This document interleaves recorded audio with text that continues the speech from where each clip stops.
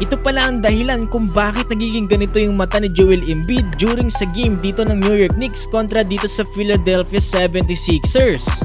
Well, kung isa kayo sa mga nakapansin kung bakit parang papikit-pikit yung kanang mata dito ni Joel Embiid, meron na pala siyang nararamdaman na sakit. Well, ayon mismo dito kay Joel Embiid ay nagsimula ito 1 to 2 days pa bago ang laban nila kontra dito sa Miami Heat. Dagdag pa niya hindi niya daw kaagad to pinapansin at hindi niya rin sinabi kahit kanino para nga mawala yung distraction dito sa kanilang team.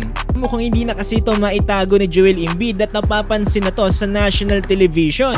Kaya naman during sa press conference dito sa naging laban nila kontra sa Knicks kanina ay sinabi niya dito na mayroon daw siyang mild Bell's palsy.